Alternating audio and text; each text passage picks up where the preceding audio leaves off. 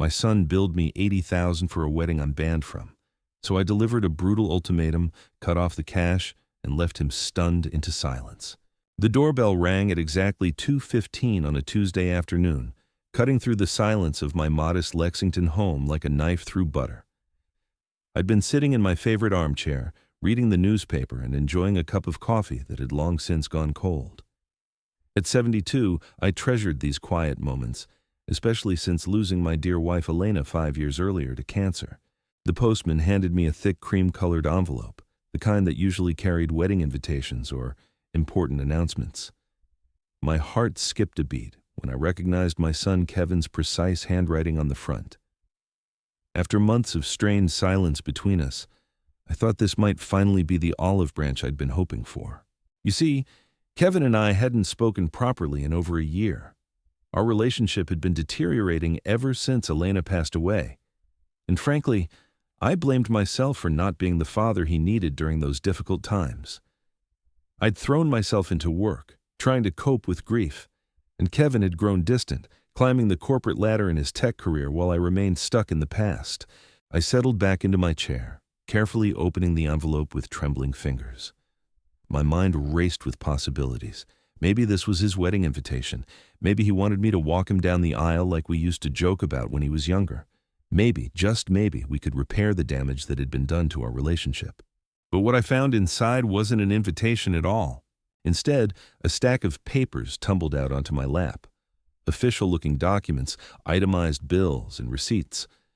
My eyes scanned the numbers, trying to make sense of what I was seeing. $50,000 for venue rental at some fancy estate.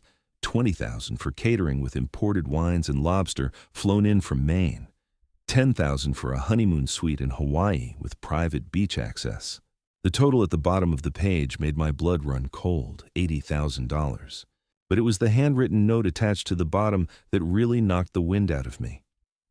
In Kevin's familiar scrawl, it read, "Dad, considering the problems you've caused our family, you should be grateful I'm allowing you to contribute to my wedding. This covers your portion. Send the check promptly. Victoria and I are counting on your support." I had to read it 3 times before the words sank in. Problems I'd caused, grateful to contribute. This wasn't a wedding invitation. This was a bill. My own son was billing me $80,000 for a wedding I apparently wasn't even invited to attend. The irony wasn't lost on me. Here I was, being asked to pay for the most important day of my son's life, while simultaneously being told I wasn't welcome to witness it. The man I'd raised single-handedly after Elena's death, the boy I'd worked double shifts to put through college, was treating me like nothing more than a walking ATM. My hands shook as I set the papers down on the coffee table next to Elena's photograph. She smiled back at me from behind the glass, and I could almost hear her voice asking me what I was going to do about this situation. Elena always knew how to handle Kevin when he got too big for his britches, but she wasn't here anymore to guide me through this mess. I thought back to the last conversation Kevin and I had shared. It was Christmas morning, and I'd driven over to his downtown apartment with a tin of Elena's famous sugar cookies that I'd spent hours trying to recreate. Victoria had barely looked up from her phone when I arrived, and Kevin had seemed embarrassed by my presence. "Dad, we've talked about this," he'd said, not even inviting me to sit down. "Victoria's family has certain expectations about appearances and social status. Your lifestyle choices reflect on us now." Lifestyle choices. As if working as an engineer for 40 years and living modestly was somehow shameful. As if the small house Elena and I had shared for decades wasn't good enough for their sophisticated circle of friends. As if I was something to be hidden away and forgotten about until they needed money. And apparently, they needed quite a lot of money. I picked up the bills again, studying each line item with the analytical mind that had served me well in my engineering career. The venue alone cost more than I'd made in an entire year when Kevin was growing up. The catering budget exceeded what Elena and I had spent on groceries for the last 5 years of our marriage combined, and the honeymoon package was more expensive than the car I'd driven for the past decade. But what really bothered me wasn't the astronomical cost. It was the assumption that I would simply pay it without question, like some kind of silent partner in their fairy tale romance. The note made it clear that this wasn't a request or even a favor being asked of a loving father. This was a demand, dressed up with just enough guilt and manipulation to make me feel obligated to comply. I stood up from my chair and walked over to the kitchen window, looking out at the small garden Elena had planted years ago. The roses were blooming beautifully this time of year, their red petals reminding me of the corsage I'd bought for Elena on our first date. We'd been so young then, so full of hope and dreams for the future. We'd planned to grow old together, to watch our son get married, to spoil our grandchildren with love and homemade cookies. But life had other plans for us. Elena's illness had drained our savings account faster than a broken dam. The experimental treatments that insurance wouldn't cover, the second opinions from specialists in other states, the medications that cost more per month than our mortgage payment. I'd sold my classic car, taken out a second mortgage on the house, and worked overtime every week for 2 years just to keep up with the medical bills. And through it all, Kevin had been notably absent. Oh, he'd visited the hospital a few times, usually when it was convenient for him or when Victoria needed to post photos on social media to show what a caring son-in-law she'd married. But when Elena was going through chemotherapy and needed someone to drive her to appointments, Kevin was too busy with work. When she was weak and scared and needed her family around her, Kevin was traveling for business conferences. I'd been the one holding Elena's hand when she took her last breath. I'd been the one making funeral arrangements while Kevin complained about having to take time off work. I'd been the one sitting alone in this house every night since, missing the woman I'd loved for 43 years, while Kevin moved on with his life as if nothing had happened. And now he wanted me to pay $80,000 for the privilege of not being invited to his wedding. I walked back to the coffee table and picked up Elena's photograph, tracing her face with my fingertip through the glass. She'd always been the peacemaker in our family, the one who could smooth over any argument or hurt feeling with her gentle wisdom and warm smile. But even Elena's patience had limits, and I knew she wouldn't have stood for this kind of treatment. "What should I do, sweetheart?" I whispered to her picture, half expecting to hear her voice answer back. But the house remained silent, except for the ticking of the grandfather clock in the hallway and the distant sound of children playing in the neighborhood park. Normal sounds of a normal Tuesday afternoon in a normal life. Nothing about this situation felt normal to me. I sat back down and read through the bills one more time, noting details I'd missed in my initial shock. The wedding was scheduled for November 15th, just 6 weeks away. The venue was some exclusive estate outside of town that I'd never heard of, but apparently cost more per day than most people made in a month. The guest list included 200 people, none of whom would be me. The realization hit me like a punch to the gut. Kevin was planning to celebrate the most important day of his life, surrounded by friends, colleagues, and Victoria's family, but his own father wasn't welcome to attend. I wasn't good enough to sit in their fancy chairs or eat their expensive food or witness my only child promise to love and honor another person for the rest of his life. But I was good enough to pay for it all. The anger started as a small flame in the pit of my stomach, growing stronger with each passing minute. This wasn't just about money or social status or wedding invitations. This was about respect. This was about family. This was about everything Elena and I had taught Kevin about love and loyalty and taking care of the people who matter most. Apparently, those lessons hadn't taken root. I folded the bills carefully and set them aside, then walked over to the desk where Elena used to pay our monthly expenses. Her reading glasses were still sitting there, waiting for her to return and balance the checkbook one more time. I opened the top drawer and pulled out our latest bank statement, running my finger down the columns of numbers. The money was there. Elena's life insurance policy, combined with my pension and the modest savings we'd managed to accumulate over the years, meant I could technically afford to pay Kevin's bill. It would wipe out most of my emergency fund and force me to live even more frugally than I already did. But it was possible. The question wasn't whether I could pay it. The question was whether I should. I spent the next hour pacing around my small living room, Elena's words echoing in my memory from years past. She used to say that sometimes the best way to teach someone a lesson was to let them face the consequences of their choices. At the time, she'd been talking about Kevin's tendency to procrastinate on school projects, but now those words carried a much deeper meaning. The more I thought about it, the more I realized this wasn't really about a wedding at all. This was about power. This was about Kevin believing he could manipulate me into funding his lifestyle while keeping me at arm's length when it suited him.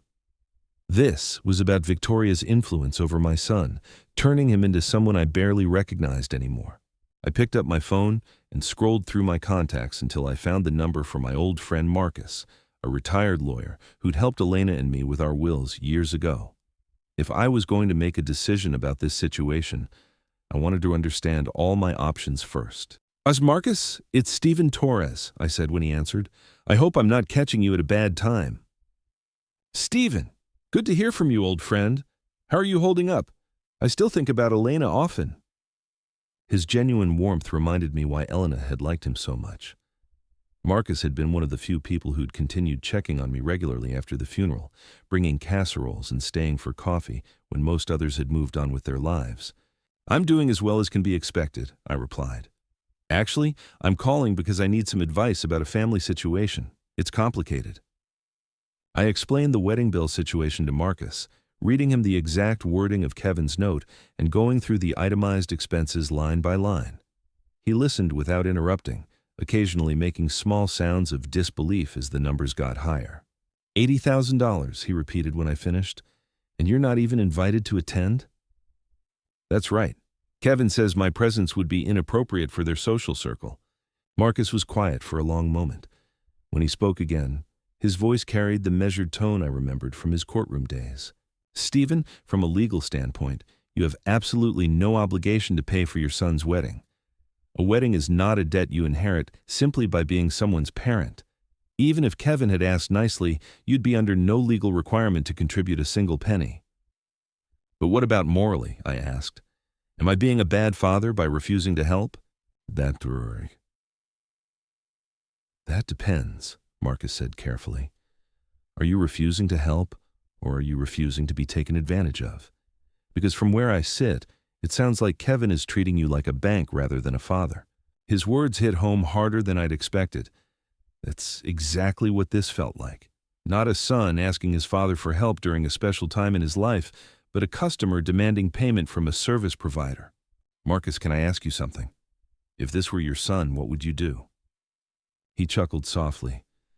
Stephen, if my son sent me a bill for $80,000 while simultaneously telling me I wasn't welcome at his wedding, I'd be tempted to frame that bill and hang it on my wall as a reminder of how not to raise children. After hanging up with Marcus, I felt somewhat clearer about my legal position, but emotionally, I was still torn. Part of me wanted to write the check just to avoid further conflict with Kevin, but another part of me, the part that sounded suspiciously like Elena's voice, whispered that sometimes love meant setting boundaries. I decided to take a drive to clear my head. The autumn afternoon was crisp and beautiful, with leaves turning brilliant shades of orange and red along the tree-lined streets of my neighborhood. I found myself driving toward the cemetery where Elena was buried, something I did whenever I needed her guidance the most. Her headstone was simple but elegant, just the way she would have wanted it. Elena Maria Torres, beloved wife and mother. I sat down on the small bench I'd installed nearby and told her about my day, about Kevin's bill, about feeling lost and alone and trying to figure out how to handle this situation. You always knew what to do when Kevin got out of line, I said aloud, not caring if anyone thought I was talking to myself. Remember when he was 16 and stole money from your purse to buy those expensive sneakers?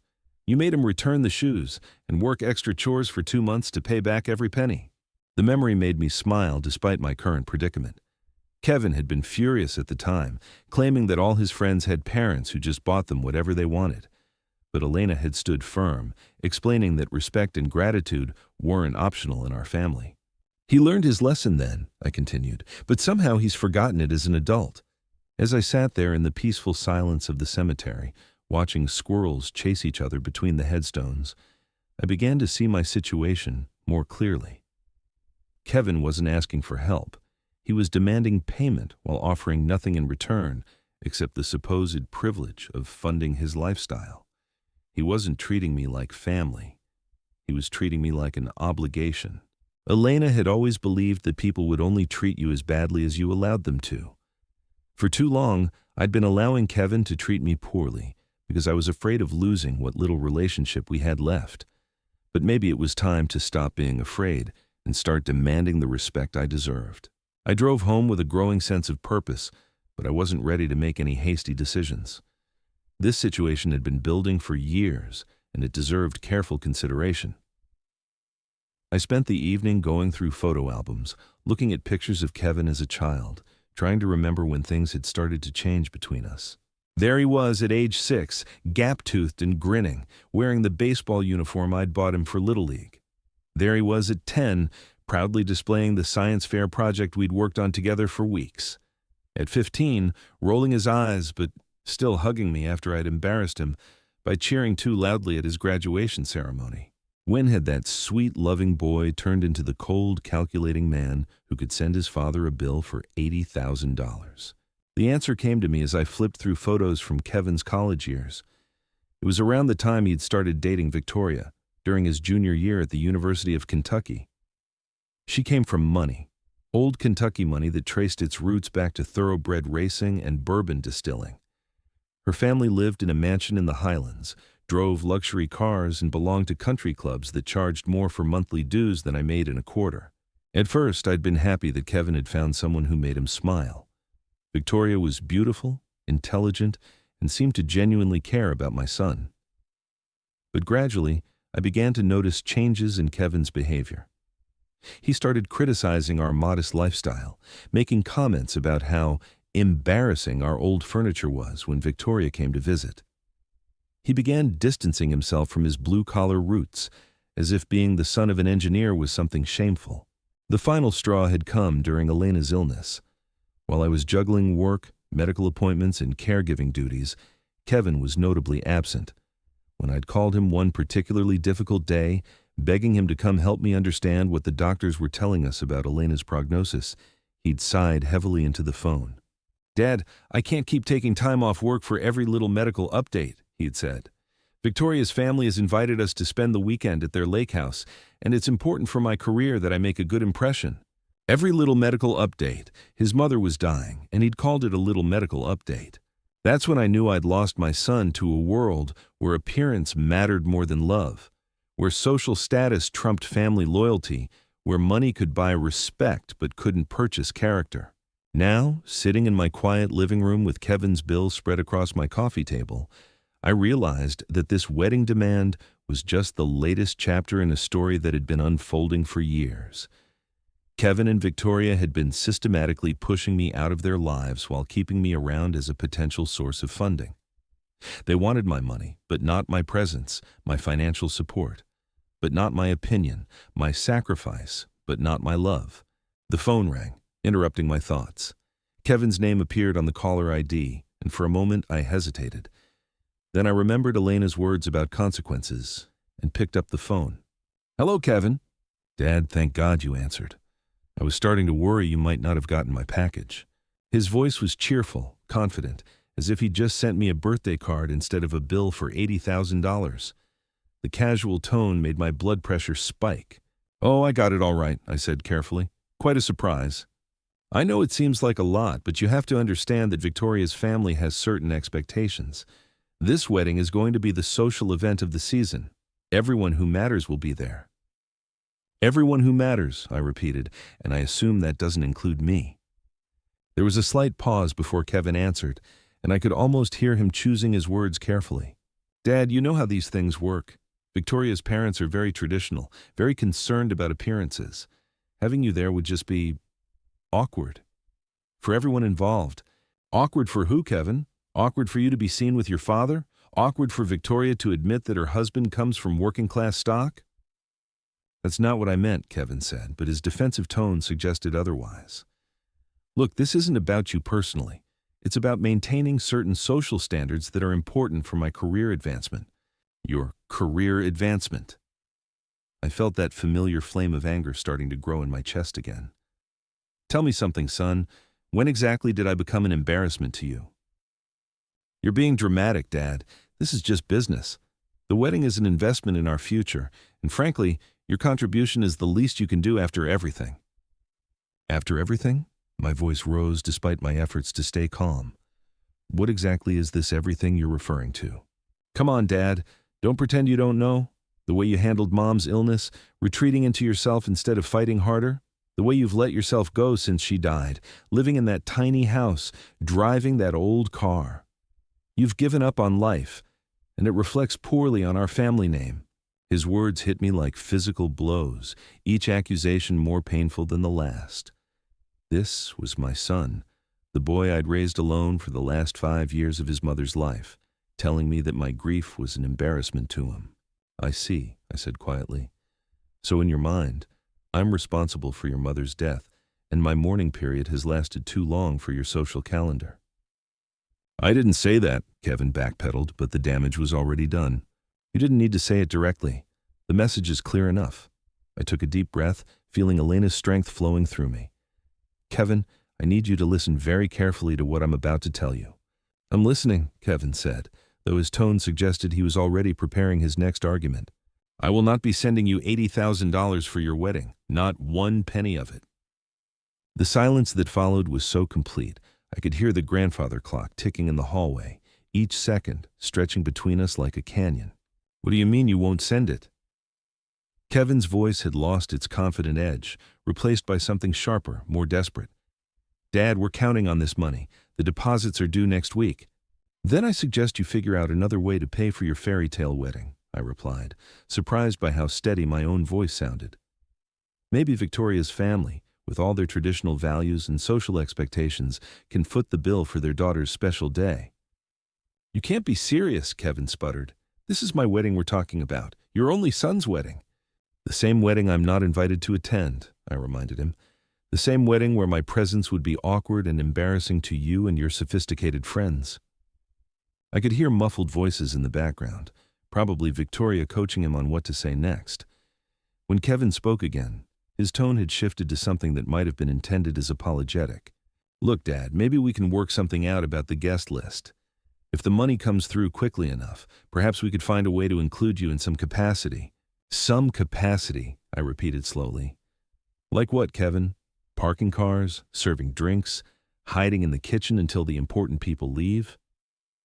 That's not what I meant. Yes, it is exactly what you meant. The anger I'd been holding back finally broke through. You want me to pay for the privilege of being treated like hired help at my own son's wedding? You want my money but not my presence, my sacrifice but not my love? Dad, please, you're being unreasonable. This is a once-in-a-lifetime event. Victoria's family expects certain standards. Victoria's family, I cut him off. Tell me something, Kevin. When did Victoria's family become more important to you than your own father? When did their approval matter more than the man who raised you? It's not about approval. It's about respect, Kevin shot back. Victoria's father is a successful businessman. Her mother sits on charity boards. They move in circles where image matters, where connections can make or break a career. You wouldn't understand. You're right, I said quietly. I wouldn't understand how someone could be so shallow that they'd judge a man by his bank account, rather than his character. Your mother and I obviously failed to teach you that lesson. Don't bring Mom into this, Kevin's voice cracked slightly. She would have wanted me to be successful, to marry well, to make something of myself. Your mother would have been ashamed of the man you've become, I said, and immediately regretted the harshness of those words. But they were out now, hanging between us like a sword. The silence stretched again, longer this time. When Kevin spoke, his voice was cold as winter steel. Fine. If that's how you want to play this, then we're done. Don't expect any more calls from me. Don't expect wedding photos or updates about our life. And don't expect to ever meet your grandchildren when they come along. The threat of being cut off from future grandchildren hit me harder than I'd expected, but I forced myself to stay strong. Kevin, if you want to use emotional blackmail and threats to get money from me, then maybe we were already done, long before this conversation started. This isn't blackmail, it's consequences, he replied. You're choosing money over family, Dad. I hope $80,000 is worth losing your only son. The irony of his accusation was almost laughable. He was the one demanding money while simultaneously rejecting me, yet somehow I was the one choosing money over family. Goodbye, Kevin, I said softly, and hung up the phone. The house fell silent except for that persistent ticking of the grandfather clock. I sat in my armchair, staring at Elena's photograph, waiting to feel regret or doubt about what I'd just done. Instead, I felt something I hadn't experienced in years: relief. For too long, I'd been walking on eggshells around Kevin, afraid to upset him, afraid to lose what little connection we had left. I'd allowed him to treat me poorly because I was terrified of being alone. But now that the worst had happened, now that he'd finally said out loud what I'd suspected for years, that I was an embarrassment to him, I felt strangely liberated. The phone rang again 20 minutes later. This time it was Victoria, her voice sickeningly sweet in that way that meant she was about to ask for something. "Stephen, it's Victoria. I think there may have been a misunderstanding with Kevin." "No misunderstanding," I replied calmly. "I understood perfectly. You want my money, but not my company." "Oh, Stephen, that's not true at all. You know how much we both love and respect you. Kevin was just stressed about the wedding planning. You know how men get when they're overwhelmed." Her patronizing tone made my skin crawl, but I kept my voice level. "Victoria, let me ask you something directly. If I wrote you a check for $80,000 tomorrow, would I be invited to your wedding?" Another pause, shorter this time, but telling. "Well, that would certainly change the dynamic," she said carefully. "With your generous contribution, I'm sure we could make arrangements." "Make arrangements," I repeated. "Not, of course, you'd be invited as Kevin's father, but we could make arrangements. Do you hear yourself, Victoria? Do you understand what you're actually saying?" "Stephen, I think you're misinterpreting." "I'm not misinterpreting anything. You're telling me that my invitation to my own son's wedding is contingent upon my financial contribution. You're treating me like a vendor, not family." That's not fair." Victoria's sweet facade was starting to crack. "We're trying to build a life together, and weddings are expensive. Kevin's father should want to help with that." "Kevin's father should be honored to help with his son's wedding," I agreed. "But Kevin's father should also be honored with an invitation that doesn't depend on the size of his check." "Sir." "Look, Stephen, let's be practical here. The truth is, you and our social circle don't exactly mesh. It's nothing personal, it's just that you might feel uncomfortable at an event like this." There it was, the truth finally spoken aloud. I wasn't good enough for their social circle. My 40 years of honest work, my faithful marriage, my dedication to raising my son, none of that mattered because I didn't have the right pedigree or the right bank account. "You're absolutely right, Victoria," I said, surprising her with my agreement. "I would be very uncomfortable at an event where people judge others based on their social status rather than their character. I would be uncomfortable around people who think money can buy respect. I would be uncomfortable watching my son pretend to be someone he's not just to impress people who don't really care about him." "Stephen, please." "No, Victoria. You've made your position clear. You want my money, but not my presence. You want my sacrifice, but not my love. You want me to pay for a party I'm not welcome to attend. The answer is no." "Fine," she snapped, her sweet mask finally falling away completely. "But don't come crying to us when you're sitting alone in that pathetic little house, wondering why your son doesn't call anymore. This is your choice, Stephen. You're choosing pride over family." "Actually, Victoria, I'm choosing dignity over manipulation. There's a difference." I hung up before she could respond, then immediately unplugged the phone from the wall. I had a feeling there would be more calls tonight, and I wasn't interested in hearing any more threats or guilt trips. Instead, I made myself a simple dinner: grilled cheese and tomato soup, Elena's favorite comfort meal, and sat at the kitchen table thinking about what had just happened. In the span of one afternoon, I'd essentially severed my relationship with my only child. It should have felt devastating. Instead, it felt like finally exhaling after holding my breath for years. The truth was, I'd been losing Kevin gradually for a long time. This wedding bill had just forced the issue into the open, made us both acknowledge what had been building between us since Elena's death. Maybe even longer than that. I thought about the boy Kevin used to be, before Victoria's influence, before his obsession with social climbing. He'd been kind then, generous with his laughter, quick to help neighbors with their yard work, or elderly Mrs. Henderson with her groceries. He'd inherited Elena's compassionate heart and her sense of fairness. But somewhere along the way, that boy had been replaced by a man who valued appearances over authenticity, who saw relationships as transactions, who could look his own father in the eye and demand payment for the privilege of being excluded. As I washed my dinner dishes, I made a decision that surprised even me. Tomorrow I was going to do something I hadn't done in years. I was going to start living for myself instead of trying to please a son who clearly had no respect for me. I pulled out a notepad and started making a list of things I'd been putting off, things I'd wanted to do but had always found excuses to avoid. Learn to paint watercolors like Elena had always encouraged me to do. Take that trip to Ireland we'd planned before she got sick. Volunteer at the animal shelter where Elena used to help out on weekends. Join the community center's senior hiking group that had been sending me invitations for months. For years, I'd been living in a kind of suspended animation, waiting for Kevin to need me, waiting for our relationship to heal, waiting for him to remember that he had a father who loved him. But I was done waiting. If Kevin wanted to write me out of his life, that was his choice.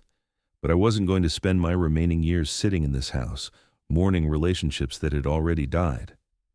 Elena wouldn't have wanted that for me, and somewhere deep in my heart, I knew the boy Kevin used to be wouldn't have wanted it either. The next morning, I woke up with a sense of purpose I hadn't felt in years. After my morning coffee, I drove to the bank and met with my financial advisor, a kind woman named Patricia, who'd been helping me manage Elena's life insurance money. I want to set up a travel fund, I told her, and maybe look into some investments that could generate income for charitable giving. Patricia smiled as she pulled out the paperwork.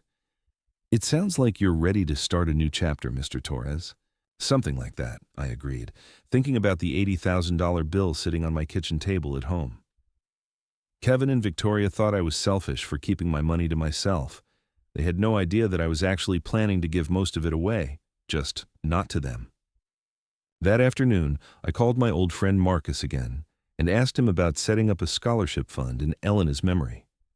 Something for first-generation college students who needed help but didn't have wealthy parents to fall back on. Students like Kevin had been once before he'd forgotten where he came from. It's a beautiful way to honor Elena's memory, Marcus said warmly.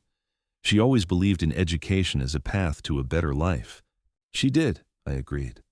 And she would have loved knowing that her life insurance money was helping other young people achieve their dreams, instead of funding someone's overpriced party. I spent the evening researching scholarship programs and charitable organizations, feeling more energized than I had in months. This felt right. This felt like something Elena would approve of, something that would make a real difference in people's lives. Around 9 o'clock, as I was reading about a program that helped military veterans attend college, my doorbell rang. I looked through the peephole and saw Kevin standing on my front porch, his shoulders hunched against the evening chill. For a moment, I considered not answering. We'd said everything that needed to be said during our phone conversation, but something in his posture, the way he was holding himself, reminded me of the little boy who used to come to me when he was scared or hurt. I opened the door but didn't invite him in. "Hello, Kevin." He looked older than his 32 years, stress lines creasing his face, his usually perfect hair disheveled. "Dad, we need to talk. I think we said everything yesterday." "Please," he said, and there was something in his voice I hadn't heard in years. Vulnerability. "Just give me 5 minutes, please." Against my better judgment, I stepped aside and led him into the living room. He sat on the edge of the couch, his hands clasped tightly in his lap, while I remained standing by the window. "The wedding's off," he said quietly. I felt a mix of emotions, surprise, concern, and if I was being honest, a small measure of satisfaction. "What happened?" "Victoria's parents pulled their funding when they found out you weren't contributing. Apparently, your refusal to pay was seen as a sign of family instability. Bad optics, they called it." Kevin laughed bitterly. "Turns out their support was just as conditional as they thought yours should be. When they realized the Torres family wasn't going to be a reliable source of funding for Victoria's lifestyle, they suddenly developed concerns about our compatibility. I wanted to feel sorry for him, but mostly I felt tired." "I'm sorry to hear that, Kevin." "Are you?" He looked up at me with red-rimmed eyes. "Because part of me thinks you planned this somehow. Part of me thinks you wanted to ruin my wedding." The accusation stung, but I kept my voice calm.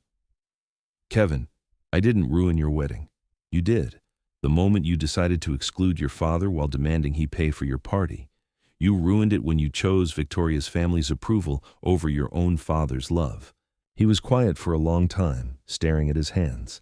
When he spoke again, his voice was barely above a whisper. I don't know how we got here, Dad. I don't know when everything got so complicated between us. It got complicated when you decided I wasn't good enough for your new life, I replied. It got complicated when you started seeing me as an obligation rather than your father. That's not, he started to protest, then stopped. Maybe you're right. Maybe I've been treating you badly. Maybe? He winced. I've been treating you badly. I know that. Victoria's family, their expectations, their lifestyle, it all seemed so important. I thought if I could just fit in with them, if I could prove I belonged in their world, then everything would be better. Better for who, Kevin? Better for you? Because it certainly hasn't been better for our relationship. I know. He rubbed his face with both hands. I know I've been a terrible son, especially after Mom died. I should have been there for you, should have helped more with her care, should have stayed in touch better afterwards. Instead, I blamed you for things that weren't your fault and pulled away when you needed me most. His admission caught me off guard. I'd been preparing for more manipulation, more demands, more threats. I hadn't expected genuine remorse. Why are you telling me this now, Kevin? Is it because the wedding fell through? Because Victoria's family rejected you? Would you be here apologizing if everything had gone according to your plan? He was quiet again, considering the question. I don't know, he said finally. Maybe not. Maybe it took losing everything to make me realize what I'd already lost. What do you mean? I mean you, Dad. I lost you years ago and I was too proud and too stupid to realize it until now. Victoria's gone back to her parents. The wedding's off. My job's in jeopardy because her father has connections at my company.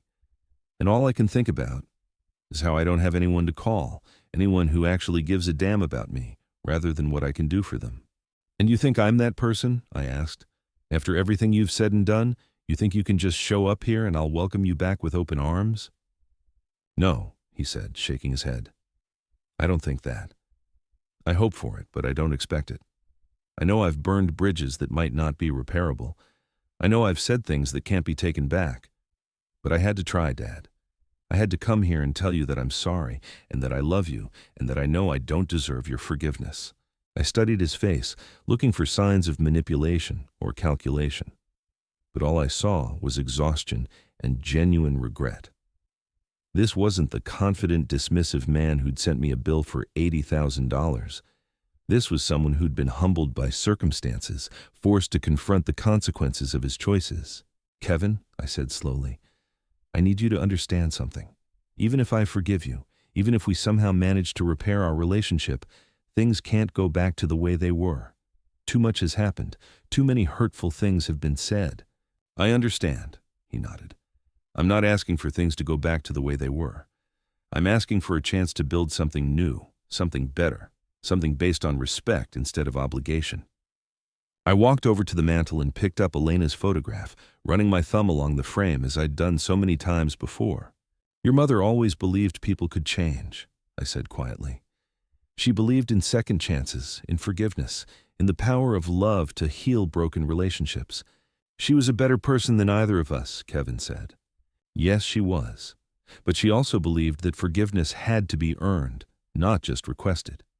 She believed that actions mattered more than words, that saying you're sorry wasn't enough if you weren't willing to do the work to make things right. Kevin stood up from the couch, hope flickering in his eyes. Tell me what I need to do, Dad. Tell me how to make this right. I set Elena's picture back on the mantel and turned to face my son. For the first time in years, I saw not the cold, calculating man he'd become, but glimpses of the boy I'd raised, the boy who'd once believed his father could fix anything. That's not for me to tell you, Kevin. That's for you to figure out. But I will say this. If you want a relationship with me, it has to be based on genuine respect and affection, not convenience or guilt or obligation. I won't be treated like a backup plan anymore. I understand, he said. And Dad, I really am sorry. Not just about the wedding bill, but about everything. About Mom's illness, about the years of distance, about making you feel like you weren't good enough for my life. You deserved so much better from me. As he walked toward the door, I felt something shift inside my chest. Not forgiveness, not yet, but maybe the beginning of a possibility. Maybe Elena had been right about second chances after all. "Kevin!" I called out as he reached for the doorknob. He turned back, waiting. "If you're serious about making things right, if you really want to rebuild our relationship, then start by showing me through your actions, not your words. Don't tell me you're sorry. Show me you're sorry." "How do I do that?" "That's for you to figure out," I repeated. "But Kevin, don't do it for me. Do it because you want to become the kind of man your mother raised you to be.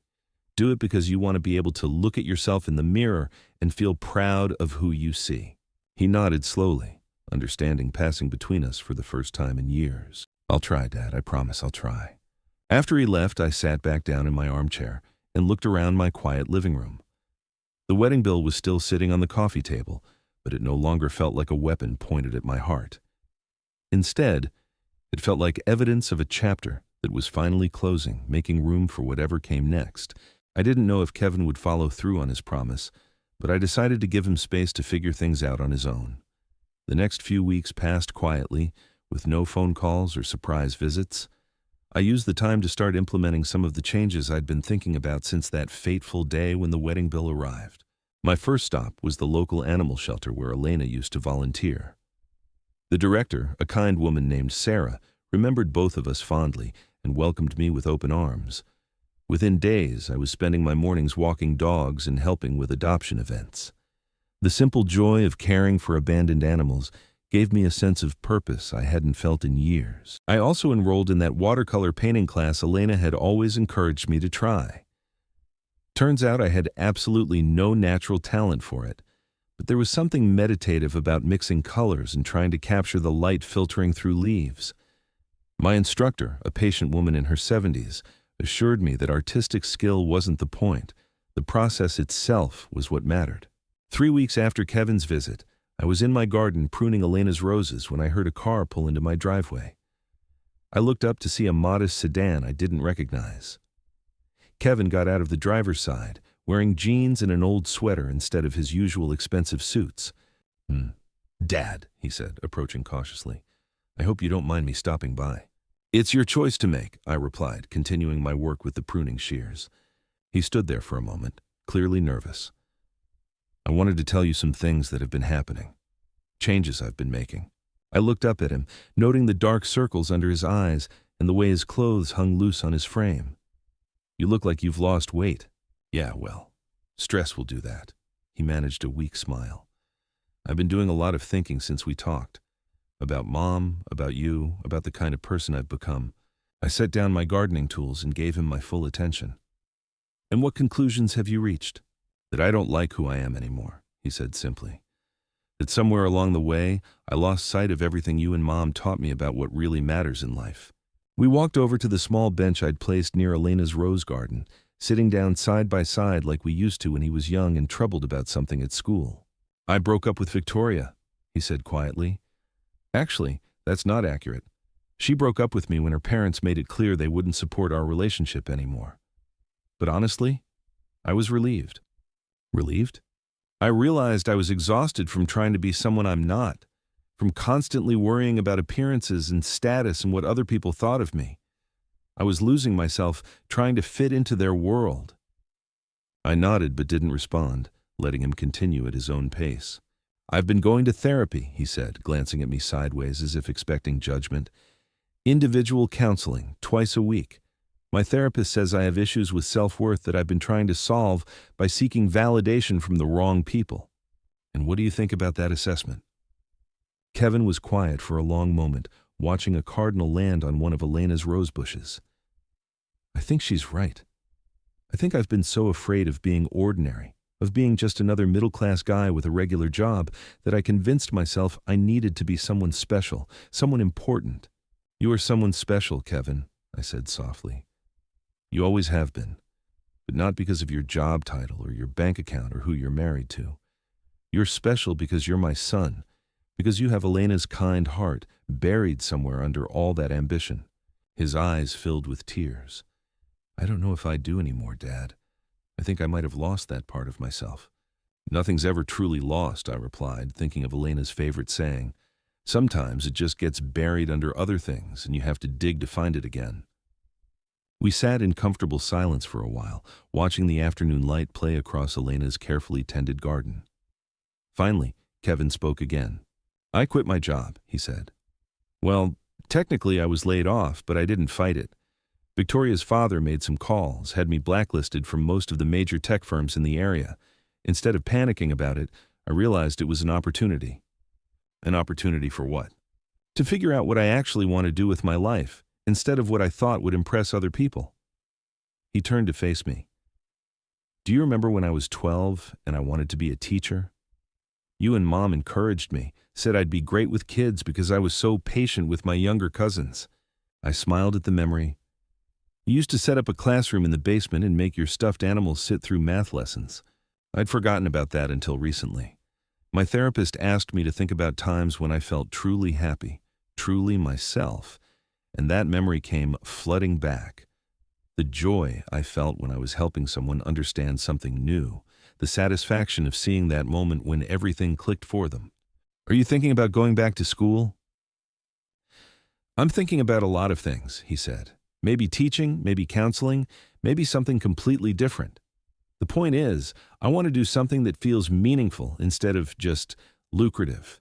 As we talked, I felt something I hadn't experienced in years, genuine pride in my son. Not pride in his achievements or his status, but pride in his character, in his willingness to examine his life and make difficult changes. "There's something else I want to tell you," Kevin said, his voice growing serious. "I've been going through my finances, trying to figure out how to rebuild my life on a more modest scale. When I was doing that, I realized how much money you must have spent on me over the years." I started to protest, but he held up his hand. "Please, let me say this.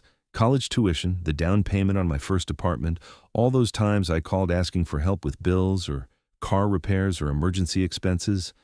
I never kept track because I just assumed it was your job as my father to help me. But when I started adding it up," he pulled out a folded piece of paper from his pocket, covered with neat handwriting and calculations. "Dad, I estimate that over the past 10 years, you've given me close to $150,000, maybe more. And I never once thanked you properly or acknowledged the sacrifice that must have represented." The number was probably accurate, maybe even conservative. But hearing him say it, seeing the genuine remorse in his eyes, meant more to me than any amount of money. "Kevin, that's what parents do for their children. You don't owe me." "But I do owe you," he interrupted. "Not the money necessarily, though I hope to pay back what I can someday. I owe you respect. I owe you gratitude. I owe you the kind of relationship where I value your presence in my life instead of just your financial support." We sat there as the sun began to set, painting Elena's roses in shades of gold and pink. I thought about the man sitting next to me, trying to reconcile this thoughtful, humble person with the cold stranger who had sent me that wedding bill just weeks earlier. "Dad, can I ask you something?" "Of course." "When you got that bill from me, when you realized I'd banned you from the wedding but still expected you to pay for it, what was your first reaction? Anger? Hurt?" I considered the question carefully. "Both, I think. But mostly disappointment. Disappointment that I'd somehow failed to teach you the difference between love and money, between family and transactions." Kevin winced. "You didn't fail to teach me. I failed to remember the lessons." As darkness began to fall, Kevin stood up to leave. But before he walked away, he turned back to me one more time. "Dad, I know I have a lot of work to do to earn your trust back. I know saying sorry isn't enough, but I want you to know that I'm committed to doing that work, even if it takes years." "What does that look like to you?" I asked. "It looks like showing up, not just when I need something, but because I want to spend time with you. It looks like including you in my life decisions, asking for your advice, not because I need money, but because I value your wisdom. It looks like building the kind of relationship Mom would have been proud of." After he left, I sat on the bench until full darkness fell, listening to the crickets sing in Elena's garden. For the first time since receiving that wedding bill, I felt something like hope blooming in my chest. Over the following months, Kevin proved true to his word. He started calling regularly, not to ask for money, but just to check in, to share stories about his job search, to ask my opinion on decisions big and small. He helped me install new gutters on the house, accompanied me to doctor's appointments, and even joined me for watercolor painting classes, where he proved to be almost as terrible at art as I was. The most meaningful change came when he started volunteering at the animal shelter with me. Watching him gentle a frightened dog or patiently help a family choose the right pet, I saw glimpses of the compassionate boy Elena and I had raised. That boy hadn't disappeared after all. He'd just been buried under years of misplaced priorities. 6 months after the wedding that never happened, I made a decision that would have seemed impossible when I first received Kevin's bill. I called him and asked if he'd like to help me plan a memorial service for Elena's birthday, something we'd never done because we'd been too wrapped up in our own grief and resentment to honor her memory properly. "I'd love that, Dad," he said, his voice thick with emotion. "I think Mom would have liked that too." As we planned the small gathering, just a few close friends and neighbors, some of Elena's favorite foods, stories, and pictures celebrating her life, I realized that something beautiful had grown from the ashes of our broken relationship. We weren't the same father and son we'd been before, but maybe we were something better. Something more honest, more intentional, more grateful for what we had, instead of resentful about what we'd lost. The memorial service was perfect in its simplicity. Kevin gave a speech about Elena's influence on his life, acknowledging how he'd lost his way after her death, but was finding his path back to the values she'd taught him. There wasn't a dry eye in the room. Later, as we cleaned up together, Kevin paused in his work and looked at me seriously. "Dad, I need to tell you something. That $80,000 wedding bill, it was the best thing that ever happened to me." I raised an eyebrow. "How do you figure?" Because it forced me to face the truth about who I'd become. It made me realize that I was treating the people I loved like resources instead of relationships. If you had just written that check, if you'd enabled my behavior one more time, I might never have learned this lesson. And what lesson is that? That love isn't something you buy or sell. It's something you give freely, without conditions, without expecting anything in return. That's how you loved me, even when I didn't deserve it. That's how Mom loved both of us. And that's how I want to love the people in my life going forward. As I looked at my son, really looked at him perhaps for the first time in years, I saw Elena's eyes staring back at me, full of warmth and wisdom and hope for the future. Maybe second chances were real after all. Maybe love really could heal broken relationships, given enough time and effort and genuine remorse. The wedding bill still sits in my desk drawer, not as a reminder of hurt, but as a testament to the power of standing up for yourself, of demanding the respect you deserve, and of believing that people can change when they're ready to do the hard work of becoming better. Kevin never did pay me back that $80,000, and I never expected him to. What he gave me instead was something far more valuable.